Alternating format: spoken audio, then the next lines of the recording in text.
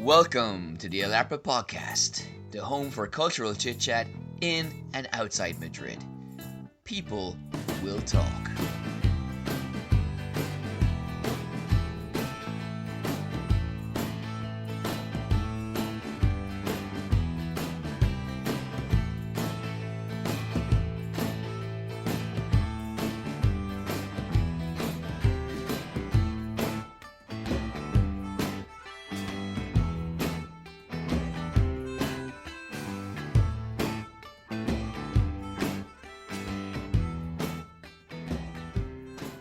Welcome to the latest edition of the Ep4 podcast. This is part one, and joining me is Mary, of course. How are you doing?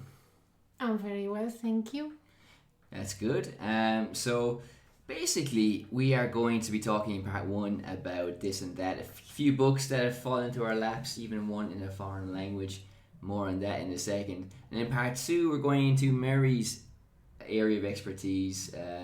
Objects of lujo, luxury objects in the ancient world. We both went to that exhibition and we'll give our thoughts on that in part two, and in part three, of course, rounding up and all that crack. So you've seen the books. Every time you're here in the office, you see what new books have been added to the collection.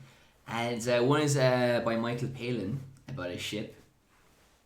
Yeah. Mm-hmm. And you were a little bit dubious about that, I think, because you think ship stories are boring. Yeah, because they usually have a lot of detail about parts of the ship and things like that I don't know about, and also about storms, and it's just a lot of, I don't know, it's just very descriptive, and normally I get a bit lost.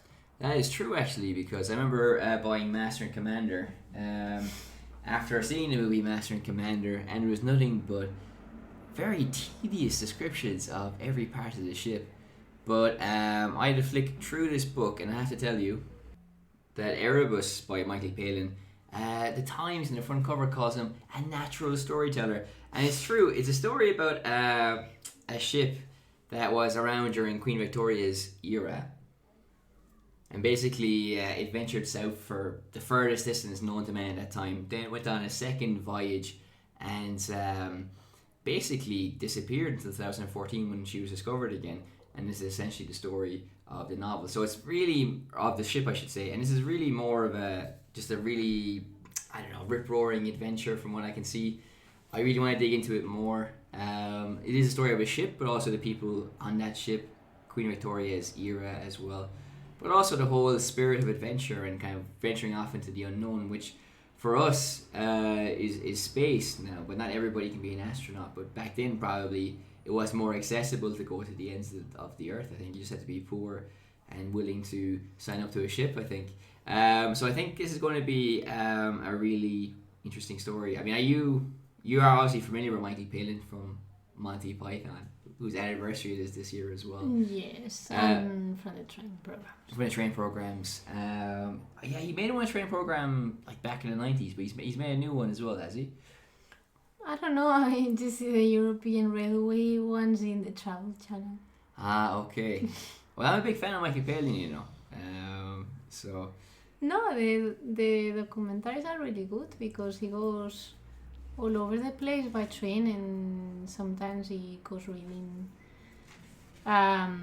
like old travel books and things like that, and then it's quite good. It's quite interesting. You know, I think he is, because I think a lot of travel shows fall into the pit of being overly dramatized, like especially the ones he would go on, because there's a couple on Discovery that would be cartoonish in a way. You know, there's one guy who tracks big fish in different parts of the world, and it's always a bit like white man descends onto the natives and tracks these prehistoric animals. But Michael Palin, and then on the other side of the scale you have like very frothy, like, I mean, in Ireland the only travel program we have is hosted by Tommy Bowe, a former rugby player, which is fair enough, but just for holiday goers and nothing really in depth. The closest we came to it was Hector O'Huckagon, who did travels around for TG Cahir, which was the Irish channel, which still is the Irish channel, and they were really great because they had no budget but just this huge spirit of adventure, and just took the Irish language and the people watching it just all over the world. I think Michael Palin does a great job of just,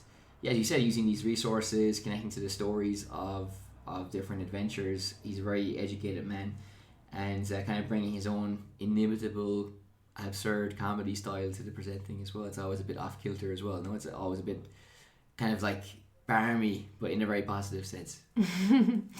I think he's quite natural talking to people, which is nice. It's good to avoid this thing that you were saying of the noble savage. Which we cover in our book as well, Yeah. in a couple of chapters. And the other book is 1,000 Splendid Suns, which is written by the same author of The Kite Runner. Mhm. And you're very excited about this. You haven't read the second book by this author, but you really loved... What second book? Well, this is the second book written. I'm not saying it's a sequel to the first story, but it's... No. it's Yeah, but I've read them both. Oh, you have? Oh, Yeah, wow. I told you I read them both, but I prefer this one. You prefer 1,000 Splendid Suns? Yeah. Okay. Tell me why. No, well, the historical background is very interesting, all about Afghanistan in the 70s, and just basically, I don't know how the country went from like one foreign country spoiling it to another, basically. Well, yeah, that is interesting because I sent you the trailer or an interview on not Newsnight, that's BBC. He was on Channel 4 with Jon Snow, with Chris Morris, who's of Brasside, and he's famous for making Four Lines as well, this kind of black comedy about this Muslim terrorist cell in England. And his new movie's similar enough, but he said like his next project potentially could be about the Iran coup of the 1950s, which also is another story of how the British tried to maintain their dominance over very cheap oil supplies, were plotting against the leadership, were thrown out, and then they got the Americans to do it. So yeah, these kind of stories seem to be kind of coming more to the surface, but it is obviously instrumental or fundamental for us to know this aspect of it, to understand the Middle East, because I think it's very easy for people who don't know this colonial side of it to just assume that there's something funny over there, and there's just a predisposition to the chaos, when it's not really the case. It's just, as you mentioned, successive foreign powers have been meddling in the affairs there as well for different generations, no? Yeah, and I think a lot of people just don't grasp, I don't know, geopolitics, because, for example, the strange thing with Afghanistan is that all the period where it's under Russian influence is something that, I don't know, people don't, or many people don't immediately associate Afghanistan with Russia, for example. And that's, I think, a big part of the book is based on that period, and I think that's very interesting, because obviously it's from the point of view of the population. So it's just useful to know, even if it's through fiction, but to know like how the different powers or the different like occupation forces influence people's lives. Yeah. Okay. But I don't want to say anymore because you haven't read it. I haven't read it. But it is pretty tragic, I have to say. I can imagine. So don't be down before you read it. I won't be in a Or back you'll on. be suicidal. And also as well, just before we finish this part, what's the maddest thing you've heard this week? The maddest thing I've heard? Yeah. I don't know, probably something by Trump in China, for example. I've subscribed to DAZN, DAZN, the Spanish football provider, and Spanish commentators, when they talk about Ireland, and imagine most other countries that are outside of Spain are talking through their hood. He said literally, because like Brendan Rodgers, as I said to you, his parents, he's from Northern Ireland, his parents are Catholic and Protestants, and he just for some reason could not wrap his head around the commentator, and he was like, "Did you know it's like the Hutus and the Tutsis? It's just like, Mom, my boyfriend's Protestant." And he just like kept going on and on about it. It's just like, well, first of all, I don't know why you're conflating these two complex but very different stories in the middle of a match, and also just like not dropping it. Okay, you introduced it, it was stupid, but you persist with it. It's What is insane. such a boring match? No, it was great. There you go, so... And City lost as well, so Liverpool have secured their lead at the top. Who's your favourite Liverpool player? Well, now Sadio, no? Gee. Because he's outscoring Mo Salah. Well, because I just like learned of his existence just now. So Well, he shouted at Mo Salah 2 weeks ago did he? for being selfish. Well, okay, that's certain right. No, Salah actually isn't selfish because he has a lot of assists. Well, he had last season anyway. Anyway, it's enough football talk. This is not a football podcast. Not a football, hashtag not a football podcast. So what we'll do is we'll move to part 2 and we'll talk about luxurious items of the ancient world.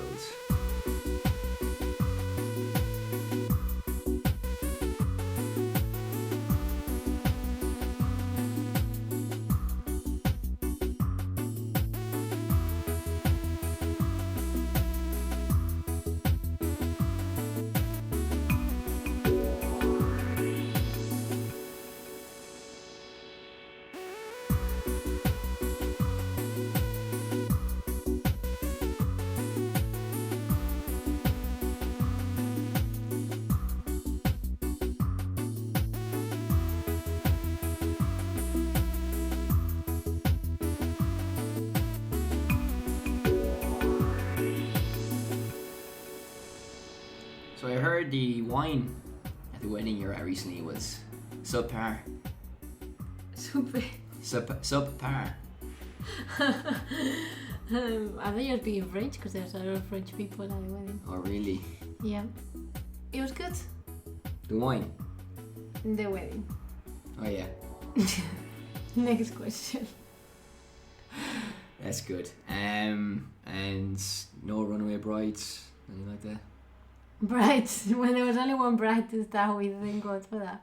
Okay, otherwise there'd be just too much action going on. But at weddings, you have luxurious items. Alright?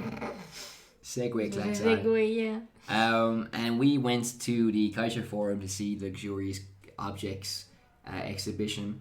And I think we had an idea of how we would feel when we went there.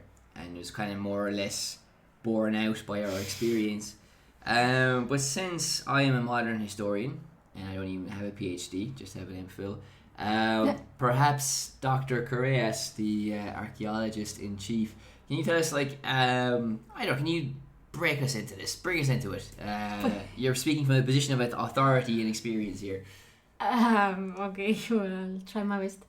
It was an exhibition about luxury items in the ancient world. So we basically went because we were pretty sure that the narrative was going to be about, you know, elites and how the elites conveyed their principles through luxury objects. And, well, I suppose because we're so interested in social history and not so much in, like, the usual narrative, which revolves around the elites. Yeah. Because we are leftists. No. Well, that's true. We are true. We don't, yeah. And you were a girl, you didn't even like the shiny pretty things. Yeah, exactly. That's right. Okay. Whatever. Yeah, it was a joke. No, there were some cute things. Well, they were. No, but... Hey, we're in a museum, not Tiffany's now, so let's focus. In reality, yeah, but this is the point. This is exactly my point. You go to a museum to learn things about the ancient world, and okay, it's good to know that there is trade and, you know, raw materials and all these things, but that was the, I would say, smallest part of the exhibition, but most of it was pretty objects, and the narrative was pretty much about how, you know, the elites used those objects to exert authority over the population, which is true. But then I was just wishing that it would have been a different narrative, kind of like focusing maybe on how different cultures influenced each other, more of that aspect, for example, which is quite important. And also through raw materials and what materials are used in different regions, it's possible to trace trade and, for example, focus more not just on what you were talking before about, like, the people that went to the other side of the world because they were, like, poor. So, for example, like, soldiers or people that went into expeditions to get raw materials, to get, like, precious stones, things like that, and luxury articles to other places. Like that's also a way of knowing who has traveled where. And the aspect of the craftsmen and basically like people that knew how to work those materials, and even if they were anonymous, because obviously in the ancient world like authorship wasn't a thing, but still it's possible to know what people knew how to work the materials. And I don't know, there are like so many more aspects related to society that you can even even through luxury objects or like the absence of, you can work all those things out. That is not just the narrative of like, wow, this is beautiful and look at how skillful they were. And Yeah, because like the panels on the wall just repeated that kind of in each section. They made pretty things, and you're right. There are things you can extrapolate from that. There's three things that kind of jump out at me now, as we're talking about it. Didn't occur to me when we were there. So I mean, I could have wowed you with that back then. First of all, like, well, I did mention this to you that like it is interesting that you know, because we did a lesson once before about how when humankind in the Stone Age period took care of fire and shelter, they invented music and things like that. But they also, like from very early on, even from our prehistory, the use of gold and jewelry to denote status and superiority was very much at play. So I thought it was maybe surprising that that wasn't there, because I think if you frame it around that, it makes it a lot more interesting that this is something that's like intrinsic almost to human societies. Secondly, as well, they mentioned the Persians and how the Persians were quite adaptable. They didn't really care where things came from, that they just took, you know, styles and fashion and materials and just like to incorporate it into these new things. And that's interesting. But also what was missed there is like the Persians were seen as effeminate, and like how trade could also be transferred into kind of like national stereotyping and what effect that would have maybe militaristically and also politically. But also I remember as well, during the summer I went to St. John's Castle in Limerick, and they spoke about how the castle was built, and that like they said like you know, some of the stonemasons came from France and other parts of the world, and you met them, you know, there's a character playing them on a video screen and talking about it. Now, okay, the facilities in the Caixaforum don't allow for that, but I think you could kind of say, well, most of the artisans were this or more, you know, they came from here, and this is the type of profile, you know, that they had, and it kind of like makes you realize, okay, who, like the builders or the creators of this stuff were people in a kind of fuller sense, rather than just like they made pretty things, you know. And actually, speaking of the artisans, you said you also commented on because they did a reproduction of a glass bowl. It wasn't an original. Most pieces in the exhibition are original, but this wasn't. And the artisans were also fundamental and crucial to the spread of culture and the spread of beautiful things, and how they made glasswork and made these intricate designs on the glasswork, you know, with very rudimentary technique. So again, you can even impose like this working class hero narrative, you know, as it like the artisans were the people who you know, ultimately it was the kings who adopted it and displayed their wealth. But without these artisans making these things, there would be there won't be any luxurious items, and they didn't really feature very prominently in the exhibition either, you know. So no, they didn't. I think, well, obviously like artisans are not kind of like the lowest of the classes, so that more of like a specialized class. Yeah, they're not kings, though, are they? No, but you know, so like, okay, let's say it's a certain type of like middle class. No, but even so, I mean, you can already work out two different social groups. Like we're talking about the kind of soldiers maybe, or people that took part in the expeditions that could have traveled to these places to get the raw materials, for example. And also you can talk about the artisans. So that's already, you know, a big segment of the population that is not necessarily the elite. Yeah. I think what you said about the stereotypes is very important. So it's kind of like, I mean, it's obvious that only like rich people can afford certain types of material, or something that is like very, you know, the harder it is to do, the harder it is to have it, or to make it, the harder it is to have it. But I don't know, it's just like a very simple approach and kind of like almost like antiquarian type of approach to objects. And that's what like frustrates me, because at the end of the day, the objects are just a way of like knowing more about people. So the object by itself to me says nothing. Yeah, it's very pretty, but that's not the point of it. Yeah, well, in terms of archaeology. But I think, like as we mentioned there, if you see a beautiful thing that a rich person could own today, it might be nice looking, it might, but ultimately boring, I guess. You know, because you walk past rich shops that have like gold cigarette or cigar holders that are worth €600 or something like that, and yeah, like I mean. Some people like that. Yeah, that's why it's fine, but like, but I'm just saying, not like, archaeology. yeah, but I'm just saying, like, but like, I think you look at pretty objects from the past, and it's like, okay, yes, this material came from far away, and that is impressive, and that's what gives it kind of its value more than it being a pretty object, you know. Mm-hmm. And also, I mean, you mentioned the soldiers. There are things from soldiers that are represented there, and probably some of the strongest elements in the exhibition as well. And again, you can take it away with this if you want. It's like stuff on the for the horses, the stirrups, and also things on the armor. And also I think on the reins of the horse they might put some things there as well. Yes. So maybe you would like to explain more. Yes, I think you're talking about some of the decoration for the harnesses for horses, and it's very elaborate. And then, well, normally there's always the idea that they wouldn't have been used either ceremonial or not obviously for not going into battle, but for a special occasion or something like that.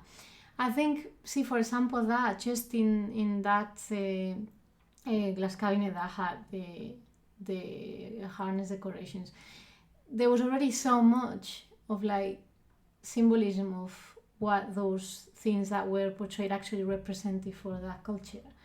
And you know, it goes together. Like it's pointless just thinking that those things are just lavishly decorating just because it's a nice occasion. No, like all those things, like there's a reason for them to be there, and they evoke things that people can identify, and you know, myths, stories, former rulers that people can identify that person that is carrying it with, and even like enemies and, you know, previous battles. So yeah, they're pretty, but that's the less important of its characteristics, even back in ancient times. Yeah. So it just seems like a pity to just leave it as in, well, this is like very pretty and they used it to impress. Yeah. Well, I mean, I can ask you a question as well, is because like in Latin America or Hispano-America, I'm confused about which term I have to use. You know, in the Aztec and Mayan cultures, gold was not used as a currency. Cocoa beans were, and so gold like had. What's in yourself now? I am quoting myself, yeah. If I don't reference myself in the book, I'll sue myself as well. But anyway, so the gold, like obviously, there still had a great ceremonial value, like it does, or like we've seen in this exhibition as well. Maybe you can fill in the blanks for me as well. I mean, was the gold used as a currency back in the ancient world as well? I know that's a huge swathe of territory and empires as well. So it's, you know. So for Egypt, for example, no, I can tell you about Egypt mainly because it's an interesting case because there is no currency, there's no coins basically. Yeah. So well, it's just exchanging goods. Like grain. For example. No, not like grain. That was the second point. How do you know that? Okay. I was like, what is the word that I'm looking for that is not bargain? Is exchange. Barter, yeah. That's it, barter. And yeah, so for example, in that case, and also like grain is more for like paying people. So like the same as we have the word salary from like salt that the Romans used to pay, for example, the soldiers. So instead of salt, they used grain. Okay, so they had a granary every month. Granary, yeah. Yeah. So yeah, what's also interesting is like, I know your background in archaeology is very mud brick house centered, and also with an interest in toilets. Yeah, in my previous life. But I've never I mean, you've been to these houses, you photographed them, and you've had this lived experience with them as well. Since we're talking about objects, and we've never spoken about this. What was inside the house? That's a very interesting question, because inside most of these houses there was nothing at all. First of all, like, people that live in mud brick houses in Egypt are very poor, so they virtually have nothing. So these are the poorest of the poor. Pretty much, yeah. Then some houses, yeah, that's something striking, because they're just completely empty. There's just nothing there. But then other things are mostly related to agricultural life. So the ovens are usually inbuilt. But then in terms of objects, you have, for example, God, what's wrong with me today? Cages, like bird cages that are made with reeds. Yeah. Okay. And also they collect a lot of, that's quite funny, because they collect a lot of like egg, you know, these like carton thing for the eggs. Egg carton. Yeah. Yeah, egg carton. So they just like use it to like pile it on top of each other, and that sort of acts as if it was like corrugated sheeting for like the roofs, for example, and as like insulation. So yeah, wow. yeah. Wow. They make use of everything they have around, and yeah, it's mostly those sort of things, and mostly practical things. And then, for example, maybe oil lamps, because obviously those houses don't have electricity. Yeah. That sort of thing. And then agricultural tools like implements, things like that. Not much more, to be honest. Okay. Yeah. Not luxury objects, but for them, well, it's just what they need. And yeah, and speaking of Egypt, in the exhibition they had a few things from that era, like perfume bottles and things like that, which I thought was kind of more interesting, at least just for me subjectively, because it's just more everyday stuff, you know. It's kind of more functional and things like that.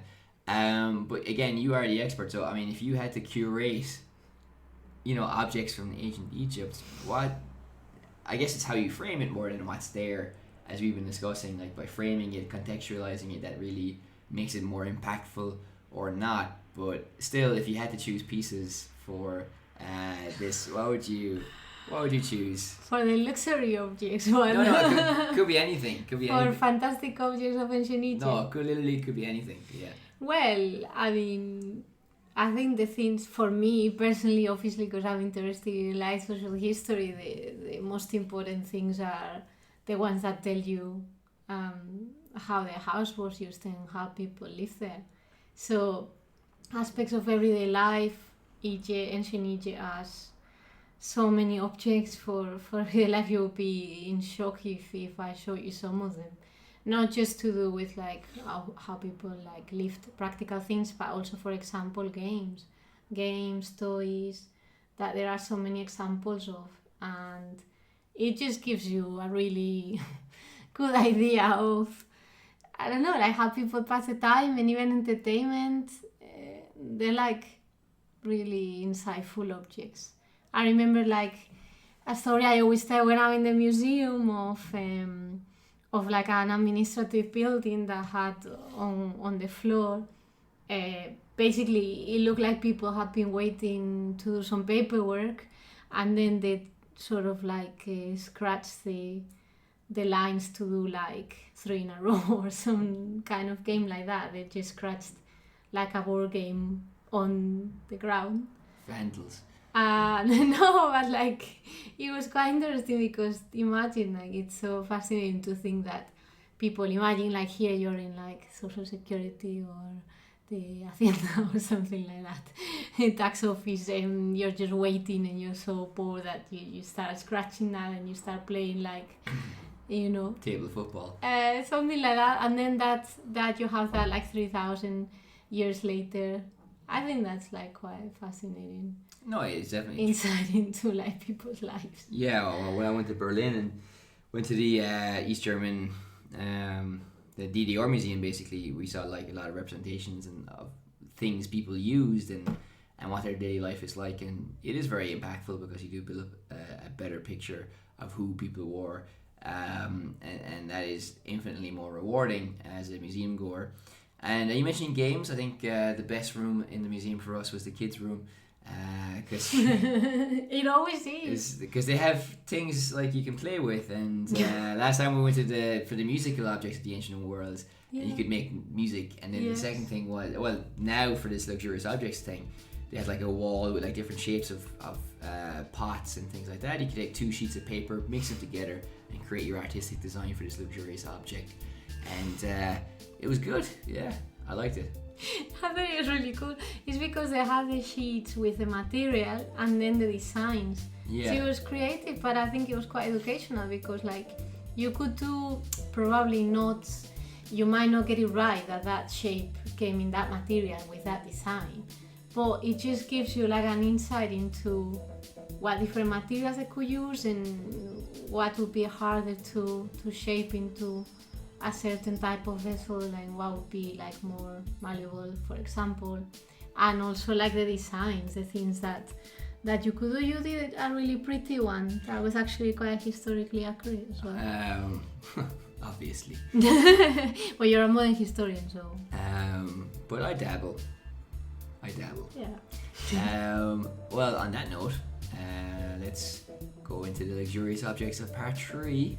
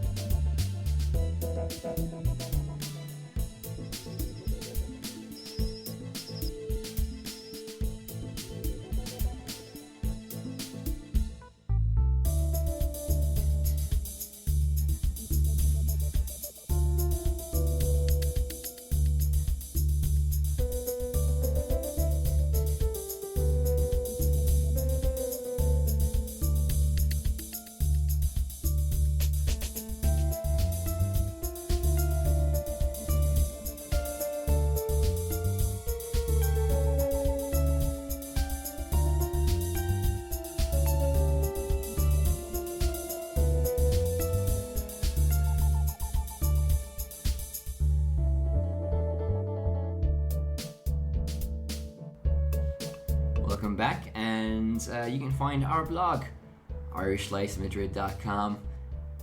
On that address. That address. What's it called? Irish Slice of Madrid. On irishlifeofmadrid.com. You can find us on Patreon and Twitter, Instagram. Even though we haven't really Instagram for a long time, so let's get back on top of that. And where else can you find us? Well, Facebook as well. And the podcast. The podcast. On the podcast platforms. So there's been a Bollywood baby, I've heard. Yes, Leo. Is he expected to follow the family tradition? Of course. Yeah. From the mother's side. Of course. From the father's side, he'd be a security guard, so. Oh, really? Yeah. Wow, that'd be a great romance novel. The security guard and the Bollywood dancer. Was he security guard at one of her events? No. It wasn't like some kind of like bodyguard with lipstick. I don't think so. I must ask you actually. I don't think so. Has he or has he not lifted her in his arms to escape from a crowded Presumably before she venue? was pregnant. Probably. Well, congratulations to the little Bollywood baby. And for being born. for being born. And so hopefully the baby when he grows up can appreciate luxurious goods of the ancient world also. Which would be proof that we still have a civilization after the twin threats of Brexit and Trump. Anyway, so you can join us next week for the latest edition of the Elaborate Podcast. This is me saying good luck. Bye. The Ep4 Podcast, the home for cultural chit-chat in and outside Madrid. People will talk.